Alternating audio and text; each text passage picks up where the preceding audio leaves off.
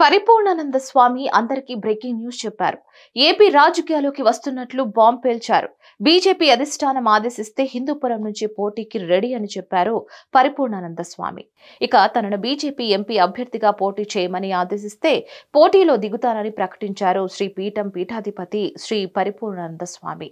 హిందూపురంలో ఉన్న పరిచయాలతో నా భావాలను అధిష్టానానికి తెలిపానని, ఇక్కడ వారు ఎంపీ అభ్యర్థిగా పోటీ చేయమని కోరడంతో హిందూపురంలో అందరినీ కలుస్తానని వెల్లడించారు.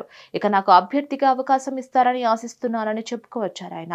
హిందూపురంలో అభివృద్ధి దిశగా పురాతన కట్టడాల పరిరక్షణకు, మాన్యాల పరిరక్షణకు తోడ్పాటు అందిస్తానని హామీ ఇచ్చారు. ఈ విషయాన్ని బీజేపీ అధిష్టానానికి కూడా తెలియజేస్తున్నట్లు పేర్కొన్నారు.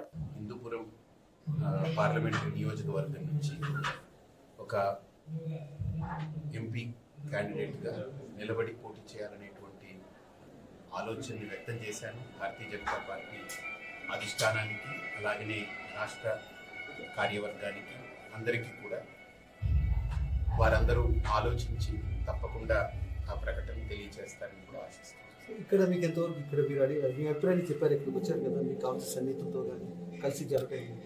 తప్పకుండా నాకు పరిచయం ఉన్నటువంటి వారందరితో నేను మాట్లాడడం జరిగింది. కార్యకర్తలు కానీ చాలా మంది వస్తున్నారు.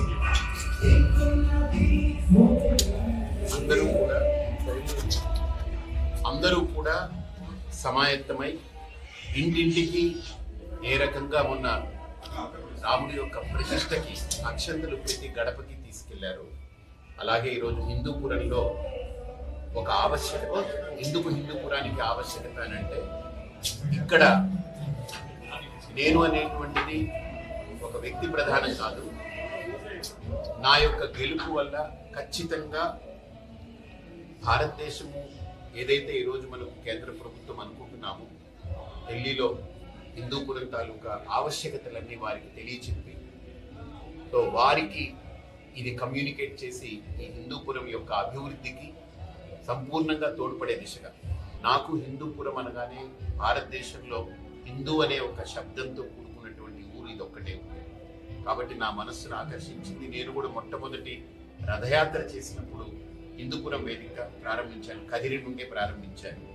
కాబట్టి నా మనస్సు కూడా ఖచ్చితంగా ఇక్కడ ఉండి గెలిచి ప్రజల యొక్క మనోభావాలకి అద్దం పట్టేలా ఢిల్లీలో దీని గురించి చెప్పాలనేటువంటి ఆలోచన ఉంది.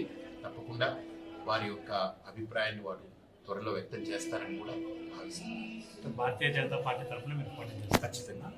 ఖచ్చితంగా. అధిష్టానము మీ పట్ల సుముఖత ఉందా లేదా? అధిష్టానం సుముఖతను వ్యక్తం చేస్తుందని భావిస్తున్నాను. అంటే ఇప్పుడు అలయన్స్, టీడీపీతో అలయన్స్ కానీ అలాంటివి ఉన్నప్పుడు అటువంటివన్నీ నేను ఆలోచన లేదు. నా భావాన్ని వ్యక్తం చేశాను. అవన్నీ వాళ్ళు సమాలోచన చెప్పారు. పార్టీ అధ్యక్షురాలు కూడా ఇక్కడ నుంచి పోటీ చేయాలనే యోచనలో ఉన్నారు, పురంధరేశ్వరి గారు.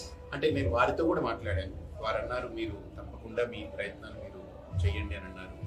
ఈరోజు నేను ఇక్కడికి వచ్చి తిరుగుతూ అందరినీ కలుస్తున్నాను అని అంటే వాళ్ళ అనుమతి లేకుండా నేను వచ్చి కలవను కదా. కాబట్టి తప్పకుండా అందరినీ కలుస్తున్నాను.